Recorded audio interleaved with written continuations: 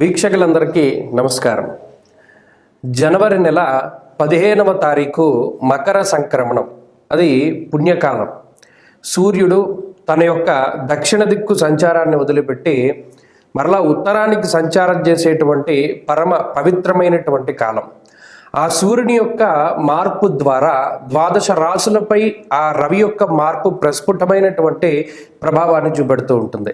ప్రత్యేకించి ఆత్మశత్రోత్సాహ వనపర్వతాది పితృకారకో సూర్య అన్నారు. అంటే ఈ సూర్యుడే మన కాల గణనకి, పంచాంగములకి, దినములకి, నక్షత్రములకి, గ్రహాలకి కూడా వీటన్నిటికీ కూడా ఆయన అధిపతి. ఆయన ఆధీనంలోనే సృష్టి నడుస్తూ ఉన్నది. అందుకనే ఆయన్ని ప్రత్యక్ష నారాయణుడు అన్నారు. సూర్యుడు లేకపోతే ఏమీ లేదు. మరి అటువంటి సూర్యుని యొక్క మార్పు ద్వారా ద్వాదశ రాశులు ఏ విధంగా ప్రభావాన్ని చెందుతూ ఉన్నాయి, ఏ విధమైనటువంటి ఫలితాలు. ఎందుకంటే సూర్యుని యొక్క మార్పు మాసం మాసార్ధత కుజ బుధ శుక్ర రవిర్మాసం అన్నది శాస్త్రం. అంటే ఒక నెల రోజుల పాటు రవి యొక్క ప్రభావం ఉంటుంది. రోజుకి 1 డిగ్రీ చొప్పున రవి సంచరిస్తూ ఉంటారు ప్రతి రాశి యందు కూడా. రాశికి 30 డిగ్రీలు ఉంటే రోజుకు 1 డిగ్రీ చొప్పున 30 రోజుల పాటు ఒక రాశిలో సంచారం చేస్తారు. మరి ఇలా ఒక నెల రోజుల్లో సంచరించేటువంటి సూర్యుడు ఈ మకర సంక్రమణం చేసినప్పుడు జనవరి నెల 15వ తారీఖు నుండి ఫిబ్రవరి నెల 15వ తారీఖు వరకు కూడా ఆయన మకర రాశి యందే, అంటే ఉత్తరాషాఢ నక్షత్రం 2, 3, 4 పాదాల్లోనూ, శ్రవణం 4 పాదాల్లోనూ, ధనిష్ట మొదటి 2 పాదాల్లోనూ ఆయన సంచారం సాగినంత వరకు కూడా ద్వాదశ రాశుల్లో ఏ రాశి వారికి శుభ ఫలితం ఉంటుంది, ఏ రాశి వారికి మిశ్రమ ఫలితం ఉంటుంది, ఏ రాశి వారికి చెడు ఫలితాలు వస్తాయి అనేటువంటిది తెలుసుకోవాలి. ఎందుకంటే మనకు ఉన్న పండగల్లో అన్నీ కూడా పెద్ద పండగ ఇదే. మరి ఆ పండగ సమయంలో మరి మనకి ఏమి కలిసి వస్తుంది రవి యొక్క మార్పు ద్వారా అనేటువంటి విషయాల్ని ఈ కార్యక్రమం ద్వారా కూలంకషంగా తెలుసుకుందాం. ముఖ్యంగా ఇక కర్కాటక రాశి వారికి రవి యొక్క మార్పు సాధారణమైన ఫలితాన్ని ఇస్తూ ఉన్నది. అయితే గతంలో షష్ఠ రవి చాలా అనుకూలమైనటువంటి గ్రహము ప్రస్తుతానికి 7వ స్థానమందు ప్రతికూలంగా ఉన్నారు. సామంత జన విద్వేష ధారాపీడ సుతామయం అన్నది శాస్త్రం. అంటే ఇక్కడ 7వ స్థానం అనేటువంటిది కళత్ర స్థానంగా చెప్పబడింది. పుత్రమిత్ర కళత్రాదులు అనేటువంటి వాళ్ళు రుణ సంబంధమైనటువంటి విషయాలు. మరి ఈ 7మంలో రవి ఉండడం, అది కూడా దిగ్బల శూన్యుడై ఉండడం వల్ల కొంత భార్యాపుత్రులకు లేదా భార్యా పిల్లలకి కొంత అనారోగ్య సమస్యలు అని చెప్పడం జరిగింది. షష్టంలో యోగించిన రవి 7మంలో యోగించారు. అందువల్ల ఏమవుతుంది, 7వ స్థానానికి వెళ్లే కొద్దీ కుటుంబపరమైనటువంటి కొన్ని రకాలైనటువంటి చికాకులు బాధించడానికి అవకాశం ఉంటుంది. అనగా మనసు డీలా పడిపోయేటువంటి అంశాలు, వ్యాపారం కానీ, వ్యవహారం కానీ, కుటుంబం కానీ, ఇటువంటివి కొంత ఏదో ఆలోచించేటువంటి విధంగా ఉంటాయి అని చెప్పడం జరిగింది. అందువల్ల ఆ విషయాల్లో కొంత జాగ్రత్తలు తీసుకోవాలి. అలాగే ఉత్సాహ భంగ కార్యాణి అన్నారు. చూడండి, చాలా ఉత్సాహంగా ఏదైనా ఒక పని మొదలు పెడదాం అనుకుంటే దానిలో రకరకాల ఆటంకాలు వచ్చి ఆ ఉత్సాహ భంగం అవుతూ ఉంటుంది. ఏదో ఒక పని చాలా స్పీడ్గా చేయనివ్వదు అనమాట గ్రహస్థితి. అటువంటి వాటికి కూడా ఈ రవి కారణమవుతారు. కాబట్టి రవి బలాన్ని పెంచుకోవడానికి ప్రయత్నం చేయాలి. 7వ రవి వల్ల అటు కుటుంబపరమైనటువంటి ఆరోగ్య సమస్యలు, అలాగే వ్యాపారపరమైనటువంటి ఇబ్బందులకి కొంత అవకాశం ఉంటుంది. కాబట్టి వాటిని దూరం చేసుకోవడానికై చక్కగా ఆదిత్య హృదయ పారాయణం చేస్తూ సూర్యుడికి ప్రతిరోజు అర్ఘ్యం వదలడం ద్వారా, అలాగే సంధ్యావందనాది ప్రక్రియల ద్వారా రవి యొక్క బలాన్ని పెంచుకుంటూ ఉంటారు. మరీ ముఖ్యంగా ఈ కర్కాటక రాశి వారికి రవి బలం పెరగడానికై ఆదివారం నాడు మధ్యమాంసములను భుజించడం వదిలిపెట్టాలి. అలాంటప్పుడే వారికి రవి బలం పెరుగుతుంది. ఇక కన్యారాశి వారి పరిస్థితులను చూస్తే అర్ధాష్టమ రవి యొక్క దోషం పోతోంది. ఇది ఒక గొప్ప విషయం. ఎందుకు, ద్వాదశాష్టమ జన్మస్థ శని అర్క అంగారక గురువు.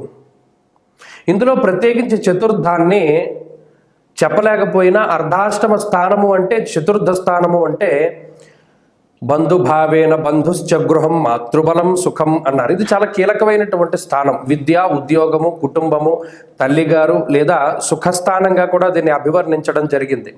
మరి ఆ స్థానంలో రవి సంచరించడం వల్ల అంతఃక్లేశం గృహశ్చిద్రం సౌఖ్య నిమభోజనం అన్నారు. అంటే ఇంట్లో ఉండేటువంటి పరిస్థితులు దెబ్బతింటాయి. గత నెల రోజులుగా చూసుకుంటే డిసెంబర్ 15 నుండి జనవరి 15 వరకు కుటుంబపరమైనటువంటి సమస్యలు, ఇంట్లో మానసిక ప్రశాంతత లేకపోవడము, ఉద్యోగ వ్యాపారాల్లో చికాకులు ఉండడము ఇత్యాది విషయాలు ఎక్కువగా ఈ రాశిపై ప్రభావాన్ని చూపెడుతూ ఉన్నాయి. మరి అటువంటి పరిస్థితుల్లో మార్పు అనేటువంటిది కూడా కొంత కనబడుతూ ఉంటుంది.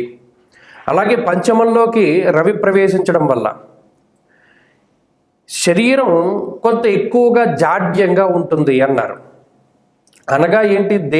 సుహృత్కేశం ధనక్షయం, శరీరంలో బద్ధకం అనేటువంటిది పెరిగిపోతుంది. అంటే ఏ పని చేయడానికి సుముఖత చూపించరు, ఎక్కువగా బద్ధకంగా ఉండడానికి ఎక్కువ అవకాశాన్ని ఇస్తాడు రవి. ఉత్సాహం ఉండదు. ఏదైనా ఆటలాడుకోమన్నా లేకపోతే ఏదైనా ప్రయాణం చేద్దామన్నా ఇప్పుడు వెనకడిగే వేస్తారు తప్పితే ఉత్సాహంగా ముందుకు వెళ్ళలేరు ఈ రాశివారు. అంతేకాకుండా సుహృత్కేశం ధనక్షయం, అంతే సొంత వాళ్ళే ఎక్కువ బాధ పెడుతూ ఉంటారు. సొంత వాళ్ళ గురించి బాధలు ఎక్కువ అవుతూ ఉంటాయి. వారి గురించి ఆలోచన చేయడం, కుటుంబ సభ్యులు, బంధువులు, మిత్రులు, స్వజనులు ఎవరో ఒకళ్ళ గురించి. ఇలా ఏంటి అంటే ఈ రవి యొక్క మార్పు ద్వారా మానసికమైనటువంటి సంఘర్షణ ఉంటుంది. అయితే ఇందాక చెప్పుకున్నట్టు అర్ధాష్టమ స్థానం నుండి కొంత బయటపడ్డారు కాబట్టి చాలా వరకు కుటుంబ సమస్యలు తగ్గుతాయి. కానీ పంచమం కూడా అంత మంచిది కాదు కాబట్టి అది పుత్రమిత్ర కళత్రాదులకి సంబంధించినటువంటి ఆలోచనలు ఎక్కువగా ఉంటాయని దృష్టిలో పెట్టుకోవాలి. కాబట్టి ఇది మిశ్రమమైనటువంటి స్థితి కన్యారాశి వారికి. ఇక మీనరాశి వారికి రవి యొక్క మార్పు చూస్తే మకర సంక్రమణం ఎప్పుడూ మీనానికి కలిసి వస్తుంది.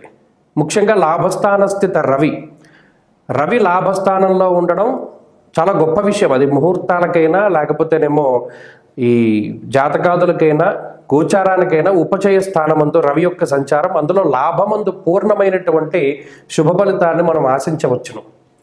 ఈ లాభస్థానంలో రవి ఉండడం వల్ల అర్ధంచ స్వకులాచార గృహలాభ సుభోజనం అన్నది శాస్త్రం. అంటే బంధుమిత్రులతో కలుస్తూ ఉండడం, ఎప్పుడో ఒకసారి దేశానికి వచ్చినటువంటి వారు మరలా తిరిగి స్వదేశాలకు రావడం, లేదా విదేశాలకు పయనమవుతూ ఉండడం, చదువు పరంగా ఉద్యోగాల పరంగా వేరే దేశానికి వెళ్ళాలి అనుకునేటువంటి వారందరికీ కూడా రవి ఆనుకూల్యత దొరుకుతూ ఉంటుంది.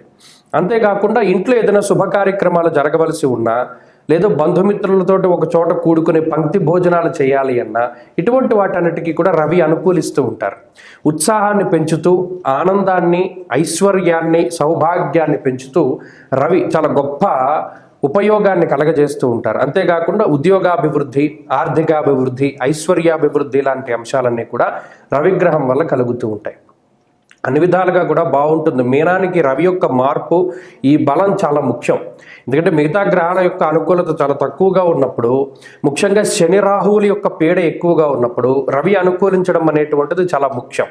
తద్వారా మిగతా గ్రహాల తాలూకు ప్రతికూలతలను తగ్గించడానికి కూడా రవి చాలా గొప్పగా ఉపయోగపడతారు. కాబట్టి ఈ మకర సంక్రమణం మీనానికి చాలా అద్భుతంగా యోగిస్తుంది. మరింత శుభ ఫలితాల కోసమై సూర్యారాధన చేస్తూ ఉండడం కూడా చాలా మంచిది.